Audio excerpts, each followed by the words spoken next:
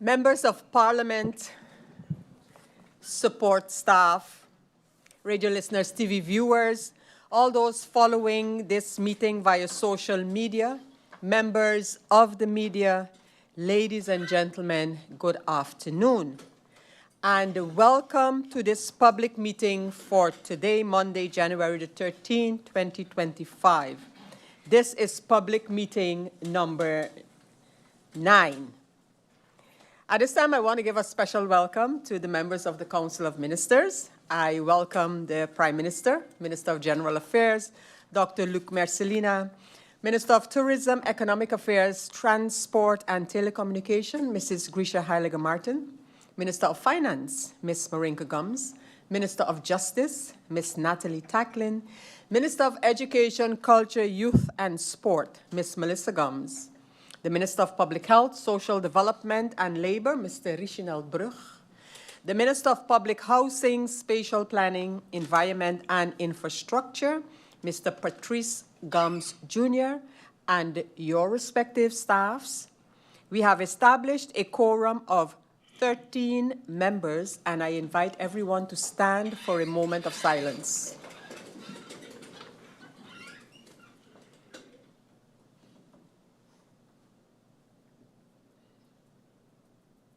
Thank you.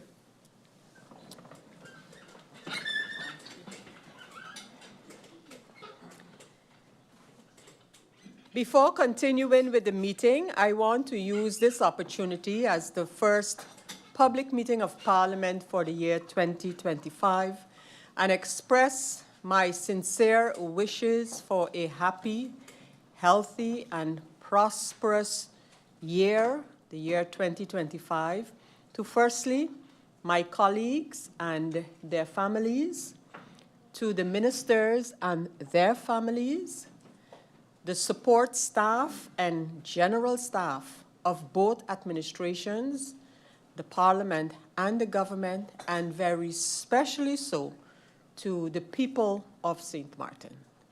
I pray that this year, while of course will not be void of challenges, no year is, that we together as a community will have a much smoother sailing as we navigate the waters around us and look at challenges coming at us from different places, and that we hold strong and continue our work on behalf of the people of St. Maarten.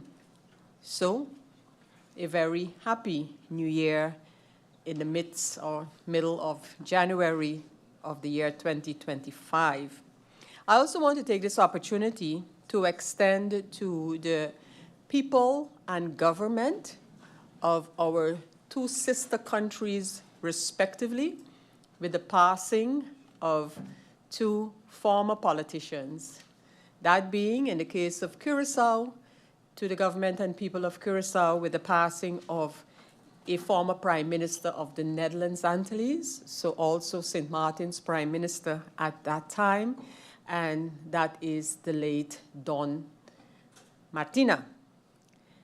I also extend condolences on behalf of the Parliament of St. Maarten to the government and people of Aruba, who have lost also a former Prime Minister, in fact, the first Prime Minister of Aruba, in the person of Mr. Henny Eman. And using the opportunity, extending condolences to the people, the families on St. Maarten, who during the past weeks have lost loved ones. And to all of you, much strength and God's peace at this time of bereavement. I also wish to make note of the fact that this meeting, as hopefully was evident, was to start at 10 a.m. this morning. However, following the extra 30 minutes, which is allowed before a meeting is called off, so to speak, at that time, there was not a quorum present for me to have the meeting at latest 10:30 this morning, and thus it could only have remained at a gathering.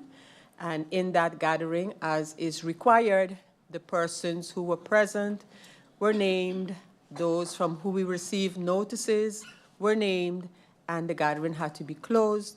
Subsequently, it was the intention to recall, or call rather, not recall, this meeting earlier, but then I chose to do it following the lunch, and thus we are here with the public meeting to deal with, amongst others, the draft national budget for 2025.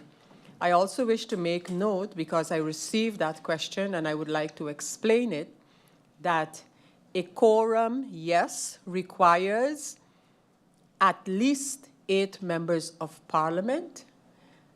However, the 8 members also need to be physically present in this hall. And if not, if I have 8 or more signatures, but no bodies representing those signatures in this hall, I still do not have a quorum. I thought it important to explain that, as when I opened the meeting this morning, I did have 8 signatories, but not 8 persons who signed here present in the hall. So I hope that is clear for those in the public who, or from the public, who ask about that particular situation. I look and, of course, give the opportunity to members of Parliament who have the opportunity now for notifications, and I take note of MP La Cruz, who wishes to make use of this possibility for notification. MP La Cruz, you have the floor.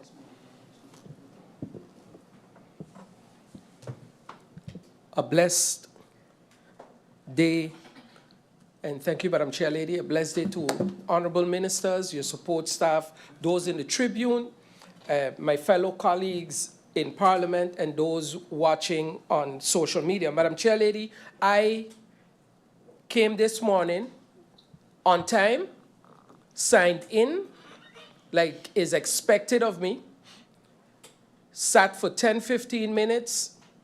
It is cold in here, as we all know, ran to the bathroom, while in the bathroom, received another email concerning the budget at 10:13 this morning. So you could understand that panic set in, because my questions are all already written down and ready to go, and then I'm still seeing documents coming in, not knowing what the documents are, went into the faction staff to get them print out and see what it is, come back out and realize that the meeting has been canceled. But to my surprise, then on social media, like children, we have MPs that are going to sit down and make comments trying to ridicule, while a simple, hey, MP, where are you? What is going on? Would have been sufficient. So the tit for tat game that needs to done, that needs to finish, and the tardiness from government towards Parliament needs to be a lot better this year. Madam Chair Lady, I'd like to take the opportunity also to send out my condolences to the Gums family. One of our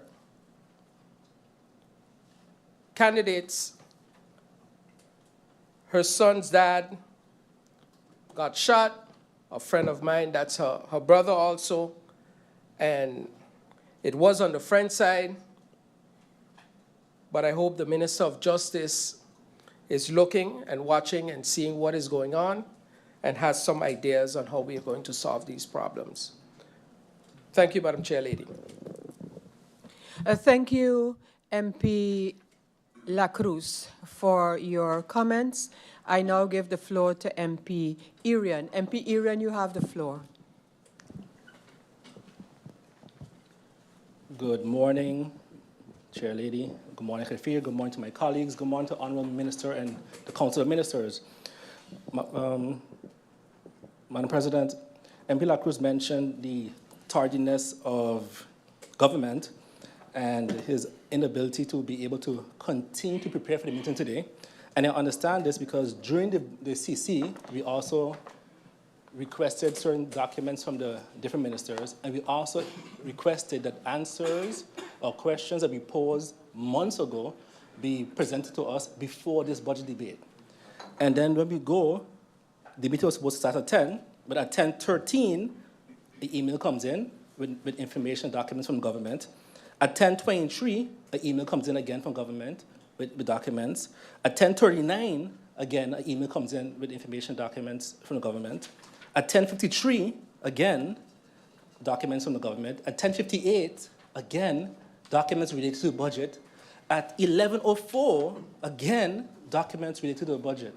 So I understand the MP's concerns because we are preparing for a budget, but at the same time, while the meeting is starting, we're getting documents and answers that we requested months ago. That'll be all, Madam Chair. Thank you, MP Irian.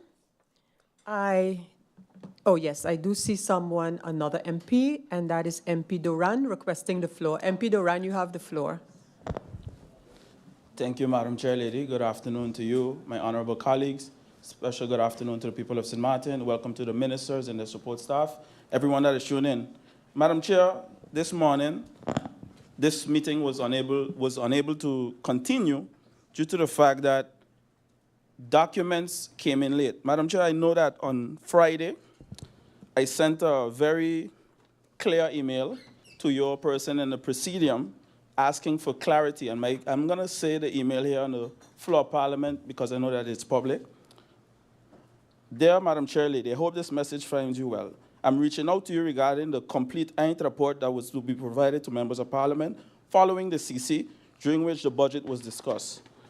As you are aware, the public meeting is set to happen on Monday. However, members of Parliament have yet to receive the full Eint report, including all the questions and answers from the Central Committee. Having this document in hand is essential for proper preparation for the upcoming public session. It is unfortunate that the report has not been received in its entirety up to this point. With all that being said, I would like to know the following. Is it your intention to proceed with the meeting knowing that we are not equipped with the complete report on the last working day before the meeting? Thank you for your attention on the matter, and I look forward to the response. Yes, indeed, I received a phone call from you, Madam Chair, which I'm not going to divulge here because I know Henrietta and Abby raised me better than that to go discuss what we discussed on the phone.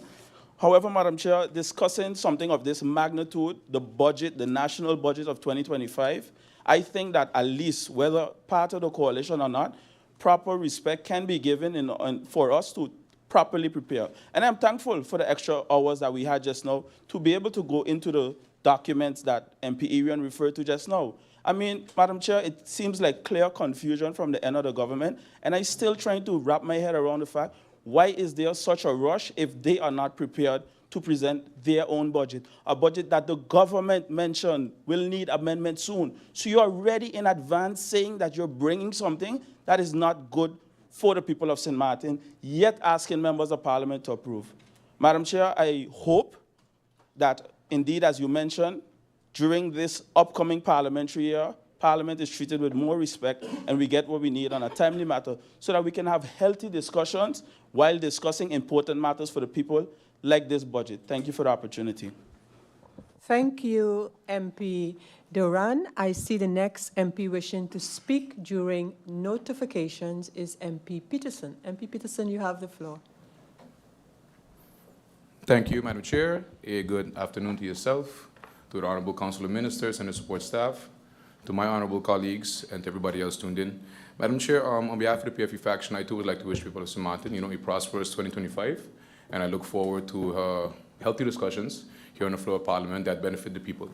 I also would like to take the opportunity to wish condolences to the family of our captain, Mr. Wachi, who unfortunately, due to a freak accident, lost his life this week.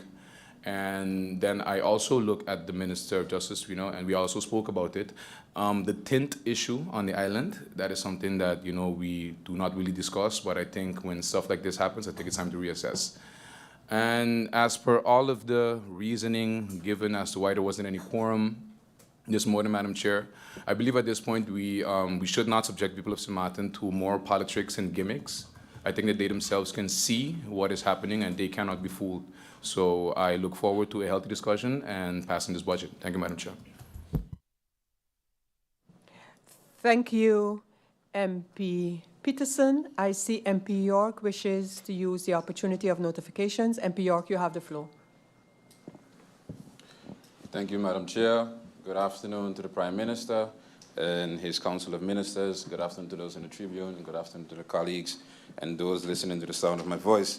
Prime Minister, I'd just like to echo some of the sentiments that was shared earlier, being that I was here on time. Well, not on time. I did give a notice of being of lateness that wasn't shared to the public, but I was here.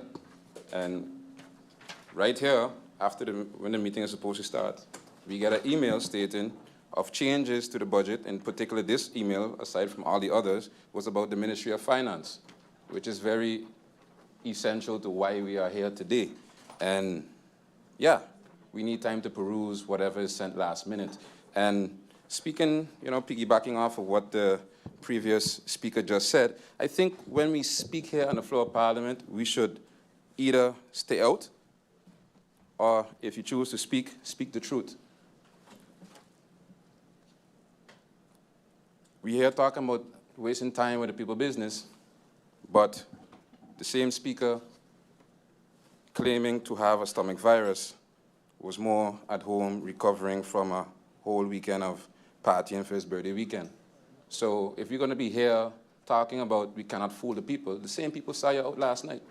So we couldn't be here this morning on time to handle the people's business. So, like I said, it's either we stay out or we just keep it real with everyone.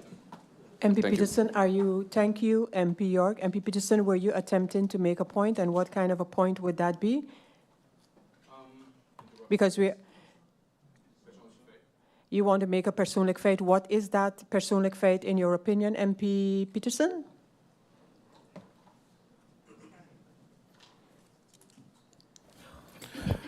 Yes, Madam Chair. The speaker alludes that I was not sick and that I was out last night. Actually, I was home since 8 p.m. last night, and I was sick this morning, which I think one of the ministers can confirm since we were on the phone. So again, let's keep the games away from the people's business, and let's stick to what we're here for. Thank you, Madam Chair. MP Peterson, if the previous MP, the speaker, was referring to you in this particular case, then your personal fact is noted. I continue with notifications, and I give the floor to MP Lewis.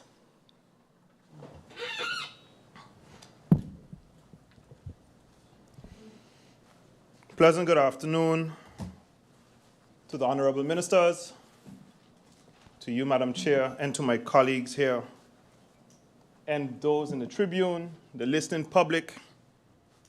Good afternoon, and Happy New Year to each and every one of you. First and foremost, I also would like to give my condolences to those that are in bereavement at this moment on passing of the tragic murders that we have in this country. Also those that had tragic accidents, incidents.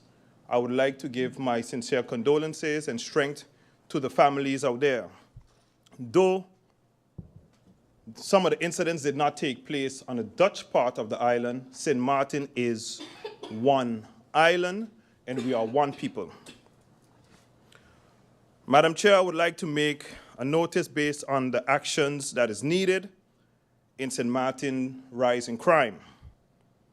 As a member of Parliament and a concerned citizen of Sint Maarten, I feel compelled to speak about the pressing issue that is threatening the very fabric of our island.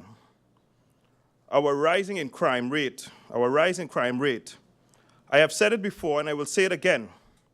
We are on the brink of destroying our tourism product.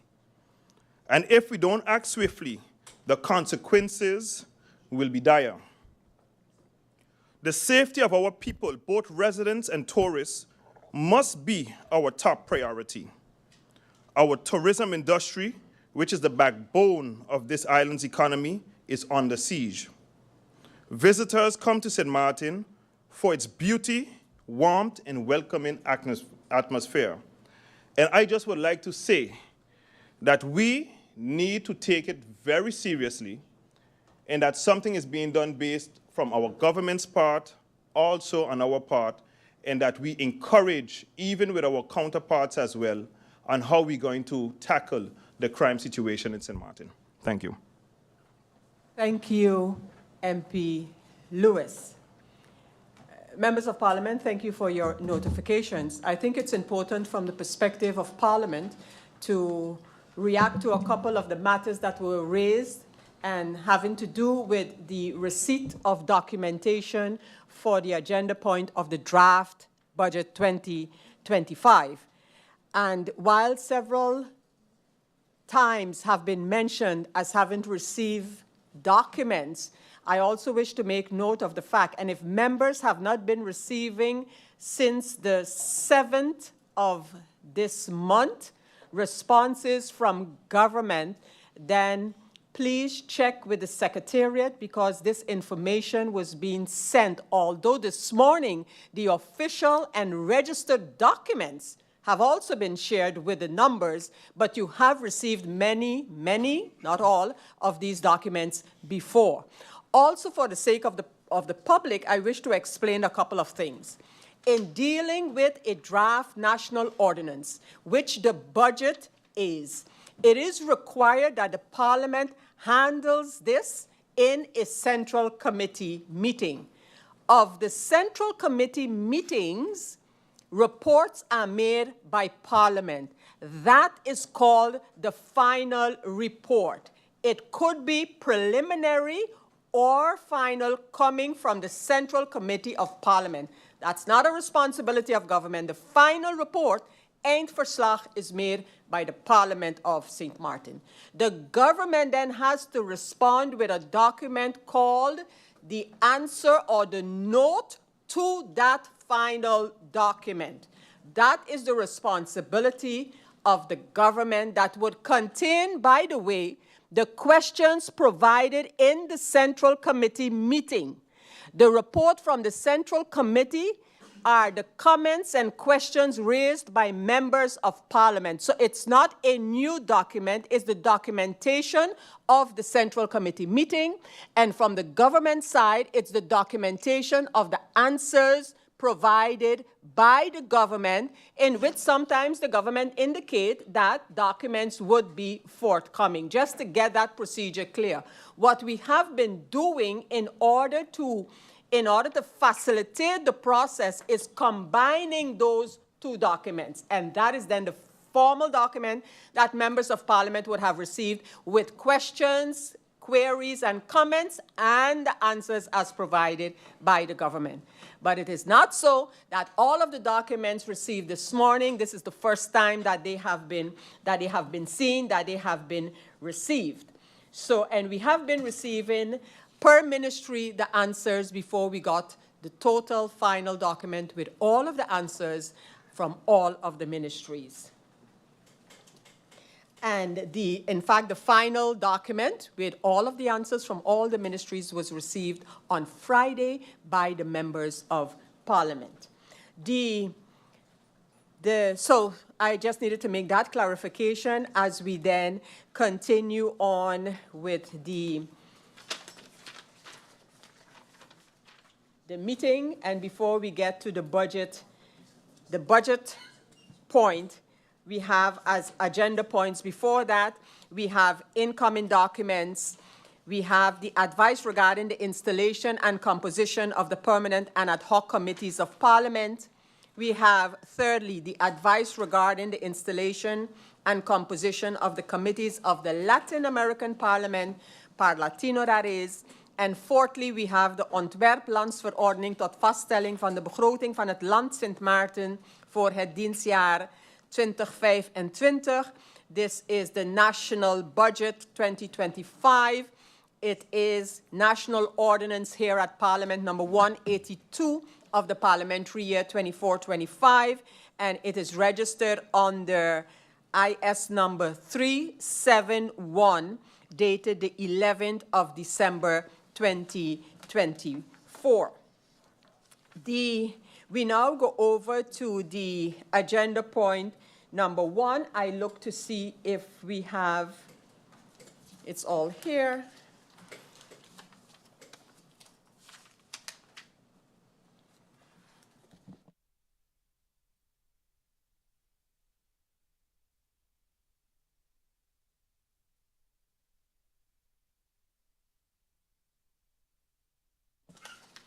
With respect to the incoming documents, the numbers 169 through 333 of this parliamentary year. Members, you have received the list of incoming documents and the proposals for further handling.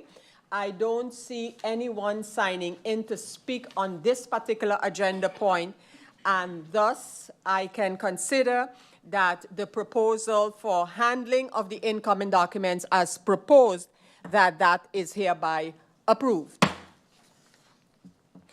Going over to agenda point number 2, we have the advice regarding the installation and composition of the permanent and ad hoc committees of Parliament. On October the 10th of 2024, Parliament established the new composition of the permanent committees of Parliament as a result of the last held election on August 19, 2024, and as a result thereof, the Parliament that sat on September 20th, 2024. This was done in accordance with Article 21, Paragraph 3 of the Rules of Order, that states that at the beginning of each parliamentary year, as well as in the first public meeting after a periodic resignation or after the dissolution of Parliament, the President assigns the members to the permanent committees for the investigation of certain subjects and to the Committee for Petitions unless Parliament decides otherwise. As a result of the resignation of 4 members of Parliament, in order to take up a ministerial post on November the 26th, 4 new members of Parliament were sworn in on November the 26th to replace aforementioned members.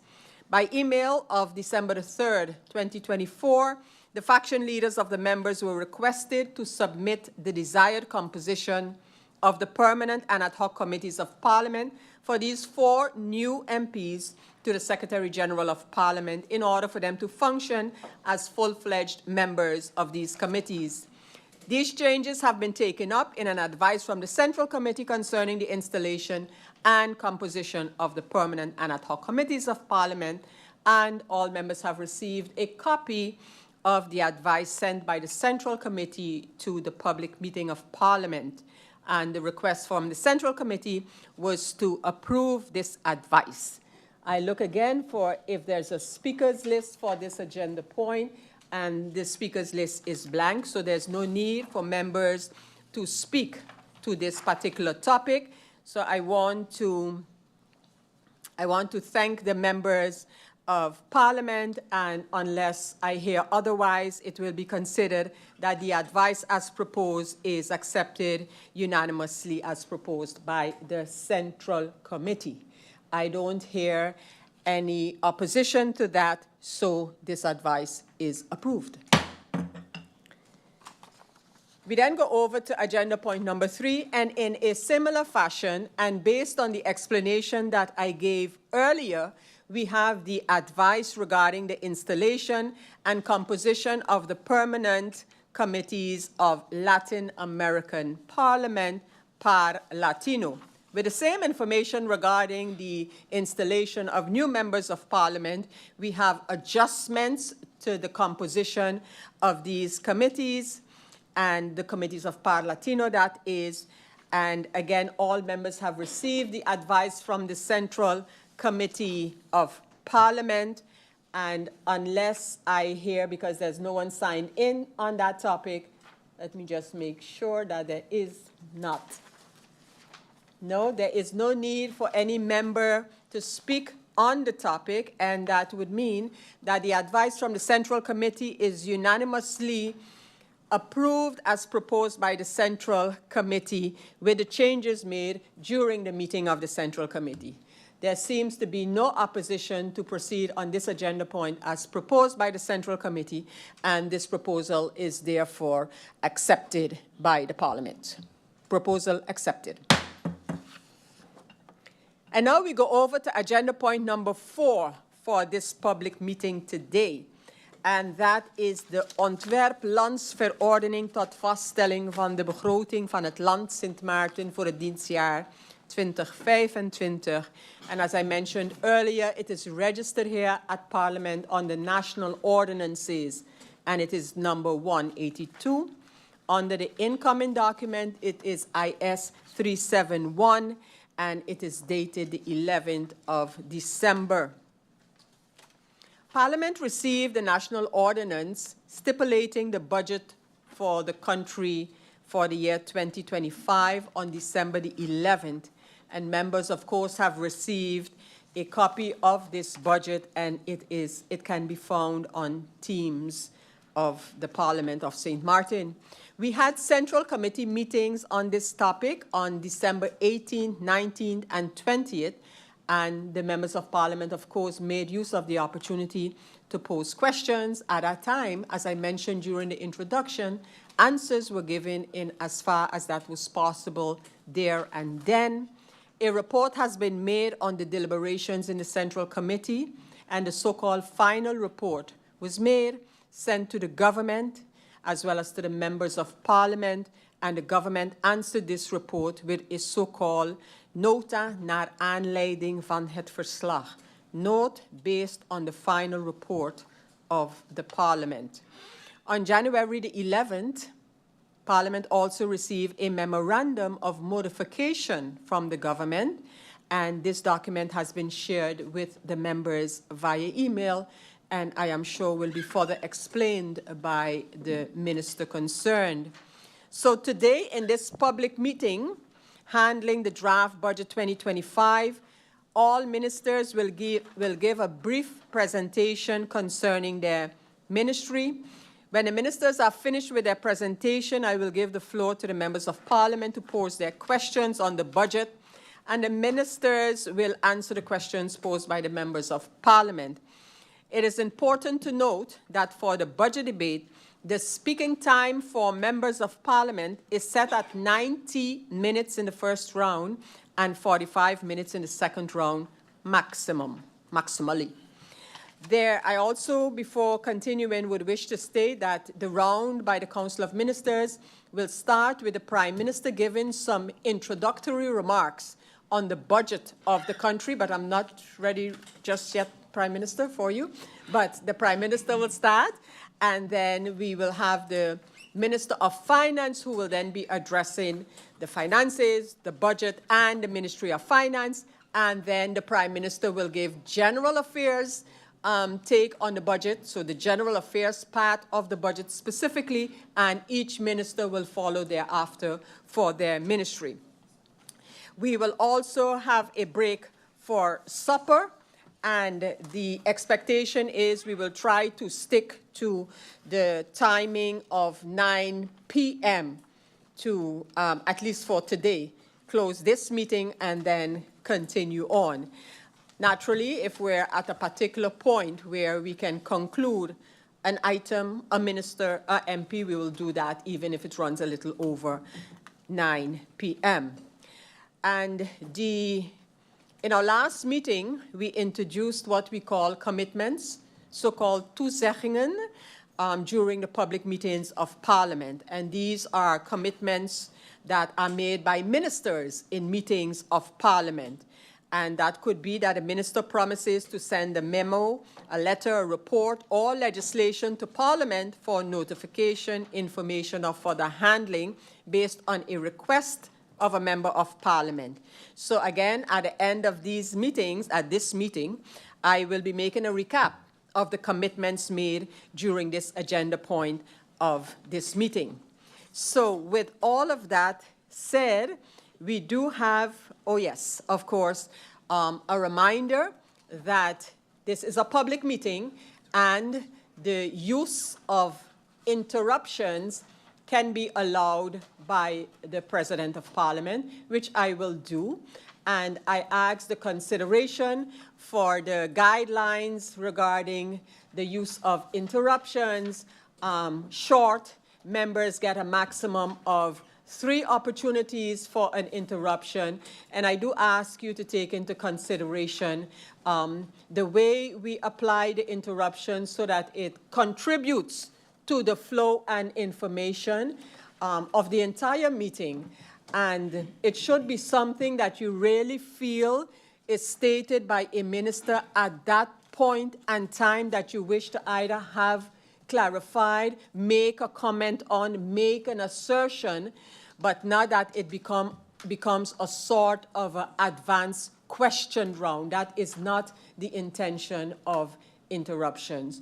So let's try to use it indeed to the benefit of the meeting and the information flow to the public and the people of St. Maarten. But I will be allowing that, and based on the way we have been doing it in the past, and that is 3 times per member. It's a general remark, an assertion, a brief question on something that the minister would have stated here during his or her presentation. And then, if at all possible, the ministers will then immediately address it. That's why it should be something that does not require the minister to go back and find out and give the answers. So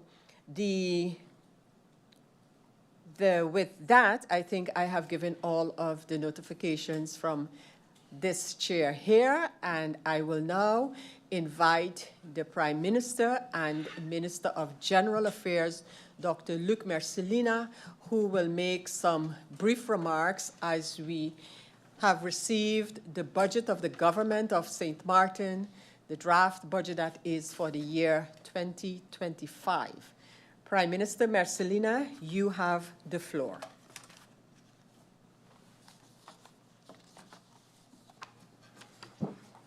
Madam Chair Lady, honorable members of Parliament, Secretary General, esteemed members of the Council of Ministers, dedicated support staff, those in the tribune, those also joining us from the various media platforms, and of course the people of St. Maarten, good morning. Madam Chair Lady, please give me the opportunity to extend, as Prime Minister of Country St. Maarten, my heartfelt condolences to the family, friends, and the people of Aruba, especially on this difficult day that will be the funeral of the first Prime Minister of country Aruba. I wish all the people of Aruba today a lot of strength. Madam Chair Lady, today is the start of the public meeting during which all ministers of the Cabinet will present the draft budget 2025 of their ministries. The public meeting comes after the intensive discussions that took place during the Central Committee on the draft budget 2025 held at the end of last year, being December 2024. Madam Chair Lady, before I continue on this subject, on behalf of the Council of Ministers and on behalf of Cabinet Mercelina II, I would like to wish you and your family, and the same for the members of Parliament and the people of St. Maarten, a blessed, healthy, and successful New Year. At the beginning of the Central Committee meeting on the draft budget 2025, I shared some introductory remarks as Prime Minister and Chair of the Council of Ministers. Today, I would like to do so again at the beginning of this public meeting. My following remarks are in part triggered also by a title of an article presented on one of the digital public forums, namely St. Maarten in 2024, a year of no governance. The conclusion was drawn in reference to the fact that, among others, St. Maarten had 2 elections in the same year.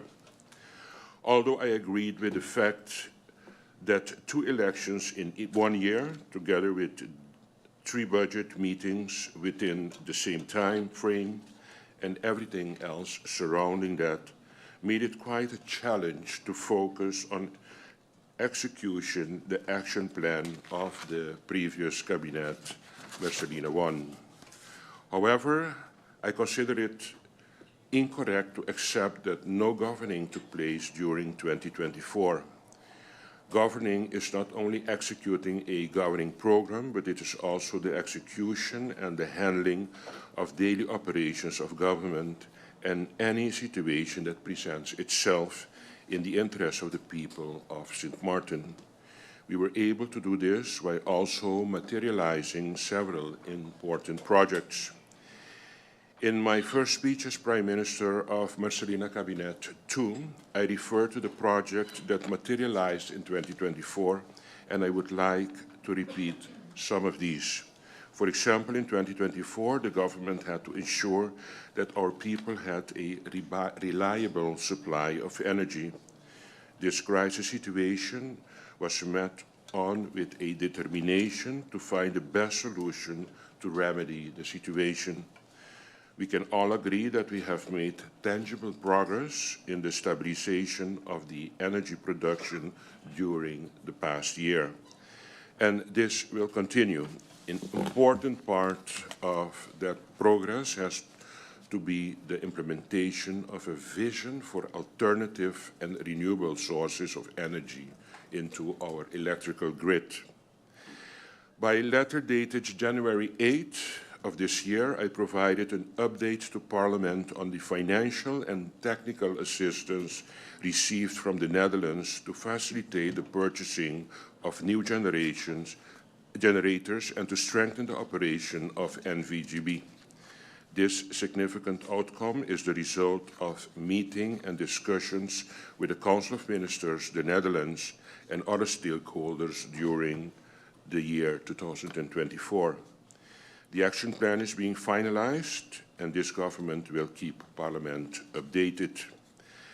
As a government, we also recognize the importance of affordability in regard to energy billing, and along with the motion passed in Parliament on the relief for the people of Sint Maarten, we began to investigate ways in which we may be able to mitigate the rising costs of energy bills, and especially looking into the contribution of the fuel clause. To facilitate this, BTP has been mandated to engage with all the relevant stakeholders and report its findings back to the government. It is also worth mentioning that at the end of year 2024, almost all the repairs of our airport after the devastation caused by the Hurricane Irma and Maria in 2017 have been finalized.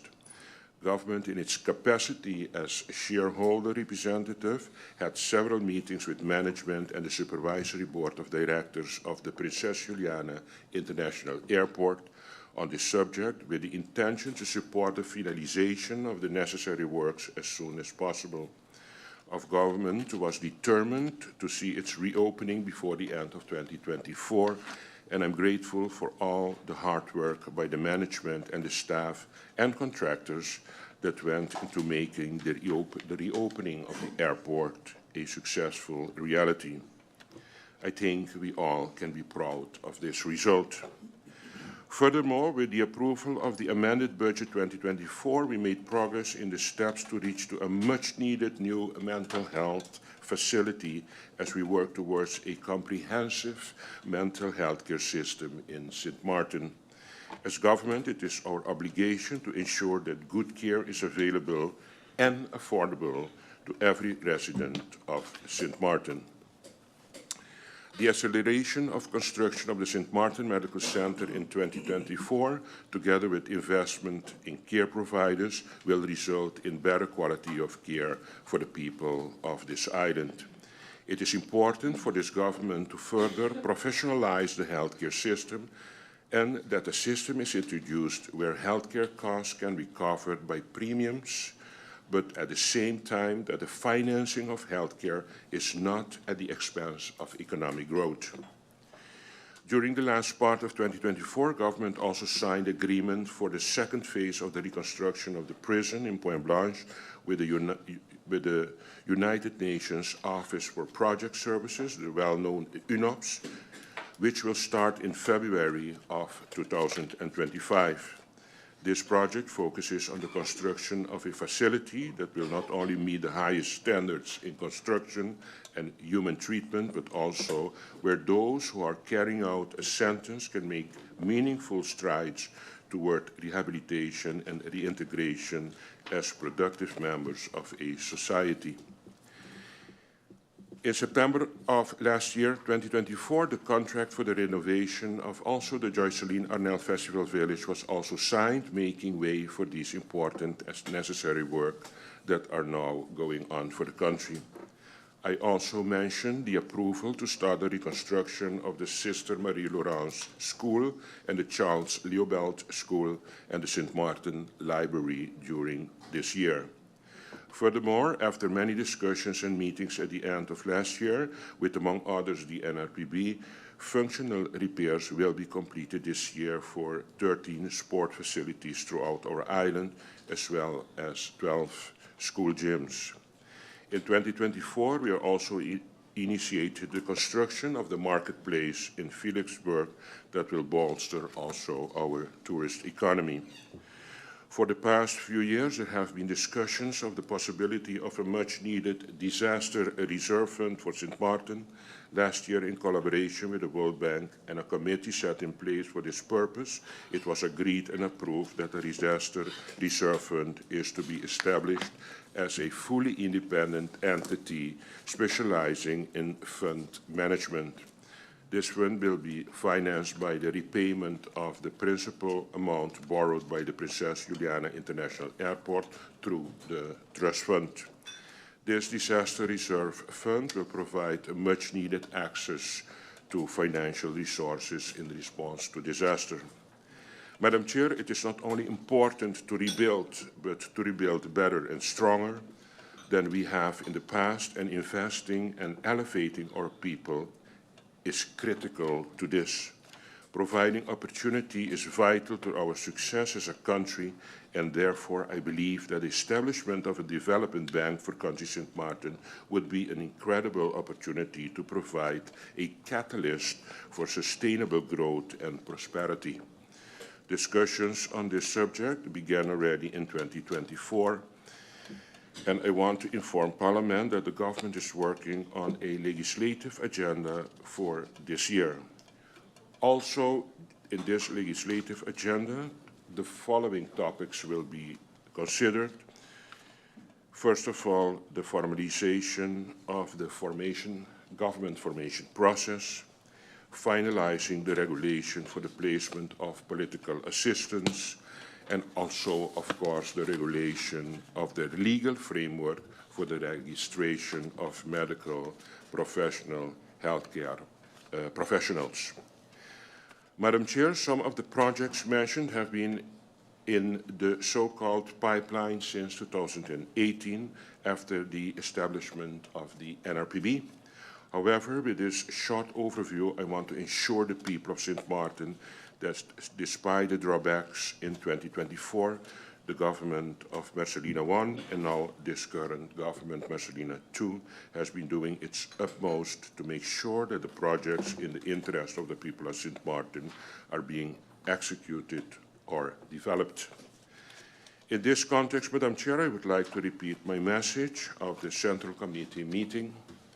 It is imperative that we work together with only the best interest of Sint Maarten as our motivation.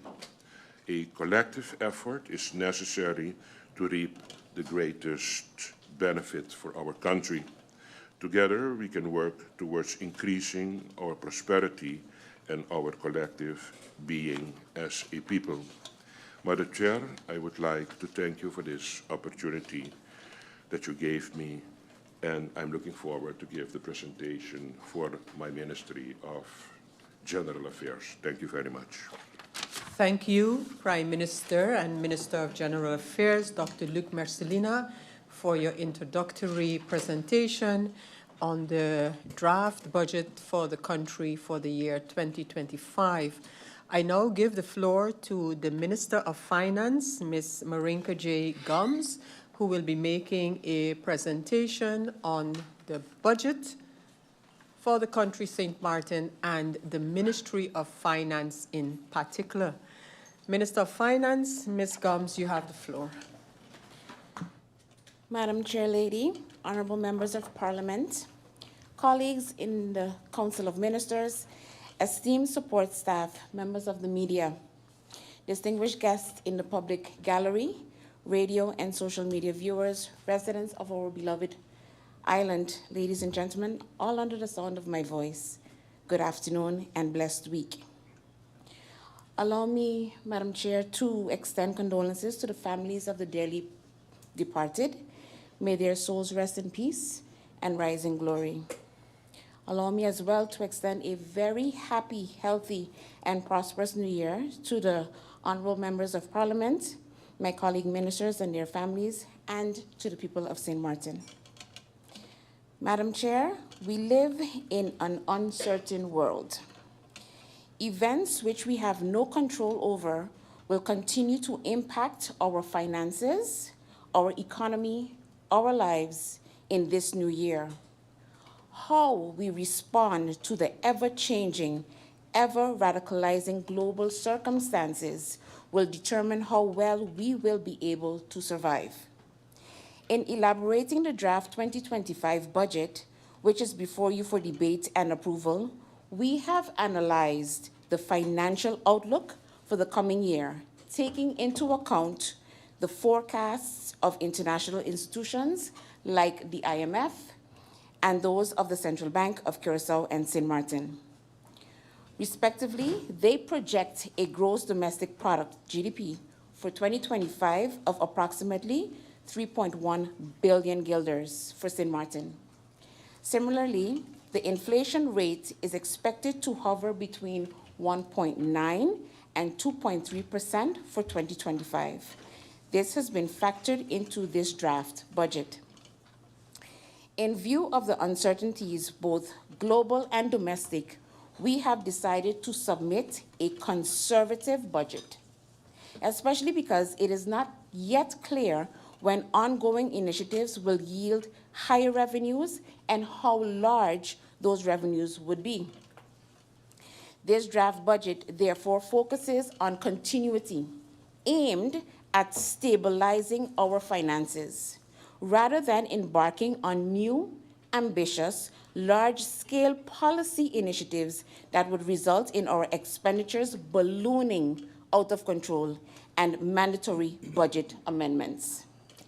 Government believes that this is not the time to include unsubstantiated financial initiatives in the 2025 budget and has consequently chosen this cautious, conservative approach. At this crucial time, prudent financial husbandry demands that we make intelligent choices that will ensure that we dig ourselves out of the hole we are in while simultaneously introducing new initiatives which can be incorporated later into a budget amendment, especially once we see that the funds or cuts are substantiated and achievable. However, Madam Chair, permit me to stress that the future is not bleak at all. Far from it. According to the IMF, opportunities for economic growth remain in 2025. There are several sectors which we have not yet fully explored that offer great potential for further development and diversification of our economy. Through strategic investments and policy measures, these sectors can be better utilized to enhance St. Maarten's economic resilience. Without doubt, this government will continue to do all within its powers to ensure a sustainable and prosperous future for the island. Perhaps it is relevant at this point, Madam Chair, to explain what we are gathered here to do. The budget is the most important policy document that Parliament has to debate and approve. It is not a wish list for government or politicians to score political points. One of the main tasks of government is to manage the resources, especially the financial resources and other assets of the people in a reasonable, efficient, and effective manner. Hence, policy initiatives must take into account how much is in government coffers and which areas must be prioritized in terms of allocation of these resources. It is common knowledge that our government coffers are not buoyant. Even the critics of this budget know that. Therefore, it is imperative that we take heed of the popular saying, cut your coat according to your size. In fact, Madam Chair, I would amend that saying as follows: cut your coat according to your cloth. Everybody would love to drive a Ferrari. However, if the amount of money you have can only buy you an Atos, what choices do you have other than to ask Santa to bring you a Ferrari next Christmas? I humbly submit, Madam Chair, that a nation that has accumulated a debt of over 1 billion guilders since October 10th, 2010, does not have the luxury of a Ferrari at this point in time. As I have stated before, St. Martin's public debt has surpassed 1 billion guilders. Despite this, our debt as a country is still considered reasonable, as our debt to GDP ratio is approximately 34%. What is key is how we manage this debt in totality. Madam Chair, I would like to inform Parliament through you that one of the ways I am exploring to deal with our mounting debt problem is to negotiate a debt swap with the Netherlands. It is not a new approach, as several other jurisdictions are using this strategy to lessen their debt. What it simply means is that once such an agreement is reached, we would be able to redirect the amount we are supposed to be paying on our debt to other areas such as green energy and environmental projects or other investments. I spoke earlier, Madam Chair, about uncertainties, both local and global, that have informed our cautious approach to the 2025 budget. Maybe I should rephrase that and talk about challenges instead of uncertainties. We began the new year with an unprecedented surge in crime that has claimed several lives, particularly of our young people. My heartfelt condolences once again to the families and friends that have been affected by these tragic incidents. I am a mother too. No parents should be burying their children as a result of violent crime. We must come together as a nation, both North and South, to find ways to resolve this senseless loss of lives. It is not only a moral obligation, but also something that affects the main pillar of our economy, tourism. It was the co-founder of the Democratic Party, the late Dr. Claude Watty, who reportedly said, tourism does not leave an island.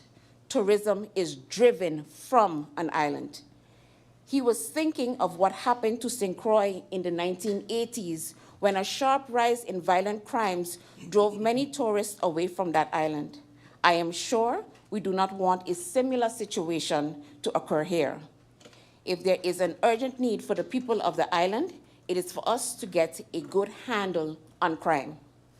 Madam Chair, with that said, permit me to get into the nitty-gritty of the proposed 2025 budget, which, if you allow me, I would like to christen the stabilizing budget.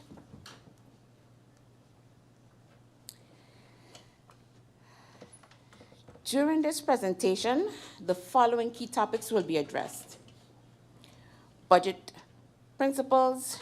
Number 2, budget process. 3, multi-annual income and expenses, projections for 2025 through 2027 on economic forecast. 4, 2024 budget amendment versus 2025 draft budget. 5, capital investments. 6, loan overview. 7, key government entities. Financial status and strategies for key entities. 8, strategic focus of the Ministry of Finance. 9, structure of the Ministry of Finance. 10, expenses and income of the Ministry of Finance.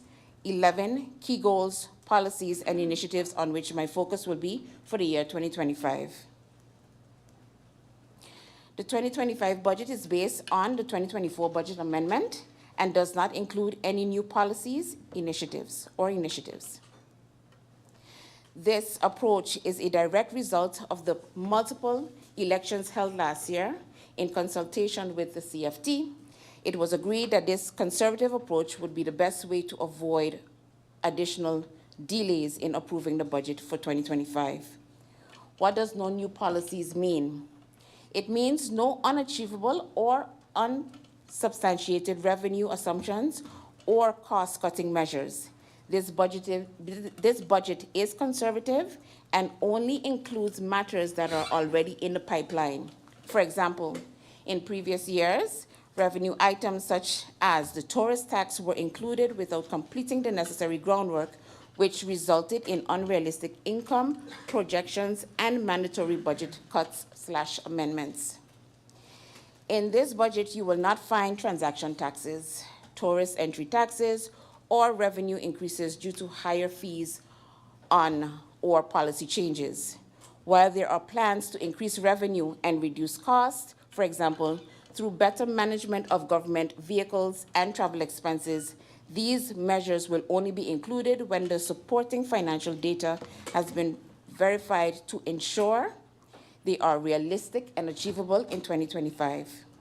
Not including them in the budget does not mean that they would not be worked on. During this presentation, I will delve into the initiatives and goals for the Ministry of Finance for the year 2025. Matters such as the 2% indexation and the 1% increase in vacation allowance for both civil servants and subsidized schools are included in the 2025 budget. The reason they have been included is because these specific laws have already been reviewed by the Council of Advice and are much further in the process, which means realistically they will be completed in 2025. Failing to move forward with this budget and further delaying the budget would put us in the same position as last year, where delays meant waiting for the budget to be enacted before paying out these balances. The budget cycle actually requires approval before the start of the new year. Despite 2 elections, the ministries have worked diligently to prepare this budget, addressing essential needs. Vacancies included in the 2024 budget amendment remain in the 2025 budget. These are positions where the hiring process has already started and must continue upon enactment of the budget. Why a conservative approach? A conservative approach budget prioritizes caution and financial stability through realistic projections. It is easier to add to the budget later based on improved revenues or unforeseen needs than to remove items after commitments have been made. This approach allows the new government time to assess its policy priorities and determine which initiatives are realistic for inclusion in a 2025 budget amendment. Not all new policies or ideas should automatically be included in the budget. Their inclusion depends on the time required, the necessary trajectory, and when they can realistically affect revenue or expenses. Furthermore, the absence of a policy in the budget does not prevent work from starting. The budget reflects the year in which revenue or expenses will be realistically adjusted based on measures taken. The goal is to create realistic budgets. Ideally, any future amendments will focus on increasing revenue based on actual results, rather than reducing overstated income and expenses. This ensures better financial planning and stability while reducing the need for frequent amendments in Parliament. This approach allows us to avoid overestimating income, which can lead to shortfalls, while ensuring that expenditures are carefully managed. By planning conservatively, we create the flexibility to address unexpected challenges, such as economic fluctuations, emergencies, or unplanned costs. This method reflects responsible financial management, prioritizing sustainability and adaptability to ensure we are prepared to seize opportunities and mitigate risks as they arise. As Minister of Finance, I firmly believe this is a fundamental, sound financial governance. Revenue estimates for the 2025 budget are based on historical data from Q2 of 2024, forecasted and adjusted to align with GDP projections. Similarly, expenditure estimates are grounded in Q2 data, with necessary adjustments for inflation, union agreements, and existing obligations. As this is a policy-neutral budget, the potential for substantial surpluses in 2024 and 2025 is limited. The 2025 draft budget includes only initiatives that began in 2024 and are expected to continue into 2025, alongside the anticipated effects of economic growth. Preparations for the 2025 budget began early 2024. The budget process, which takes approximately 9 months to complete, starts at the beginning of the year with income projections for the following year. This is followed by the allocation of resources to the various ministries and high councils, as well as the collection and compilation of relevant information. It is crucial that all ministries submit their respective budgets timely. For the 2026 budget, this will be a key priority, with each minister responsible for ensuring the timely submission of their ministry's draft budget. The first draft of the 2025 budget was submitted to the Council of Ministers on September 4th. This delay occurred because in May 2024, the amendment of the 2024 budget became a priority, delaying the 2025 budget. On September 13th, the 2025 budget was sent simultaneously to CFT for their Article 11 advice and to Yazet and Way for a legal assessment. The CFT returned their Article 11 advice within 2 weeks, within a 2-week review period on September 27th, and the Yazet and Way legal advice followed on October 16th, a month after submission. After incorporating these inputs, the budget was resubmitted to the Council of Ministers for approval. It was then forwarded to the Council of Advice on November 5th, whose feedback was received on December 2nd. The necessary changes were made to the 2025 budget based on the feedback from the Council of Advice. The final draft, including the NADA report, was approved by the Council of Ministers on December 10th and subsequently submitted to the Governor on December 11th for presentation to Parliament. On December 18th, 2024, we have commenced the Central Committee meeting on the 2025 budget, and today, January 13th, 2025, we commenced with the public meeting. As Minister of Finance, I will present an overview of the total budget during this public meeting, highlighting the key aspects of the 2025 budget, and will then specifically delve into the Ministry of Finance. In addition, each minister will provide a detailed presentation outlining their ministry's expense, income, and intentions for the year 2025. The Article 11 advice received from CFT, which stated an improvement to the notes to the budget, highlighted 3 key points. 1, adjust the budget to reflect the most recent actual figures. At the time of compiling the budget, the most recent actual figures available were from Q2 of 2024, and these were used as the basis. The Q3 report was recently submitted to both Parliament and the CFT. However, the 2025 budget remains grounded in Q2 figures.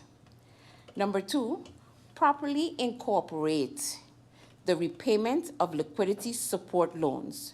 This relates to the liquidity loans of 316 million guilders, which were linked to the ENIA solution.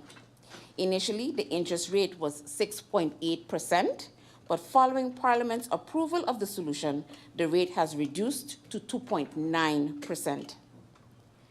At the time of the Article 11 advice, this matter was unresolved and the advice was precautionary.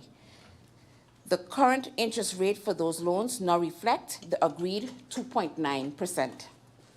There are no repayments in this budget for for these loans because the first repayment commences in the year 2039. Regarding the investment loans of 132 million guilders for GEBE mental health facilities and the prison, the interest rate was initially set at 3.4% conservatively, with a total loan amount of 132 million. However, based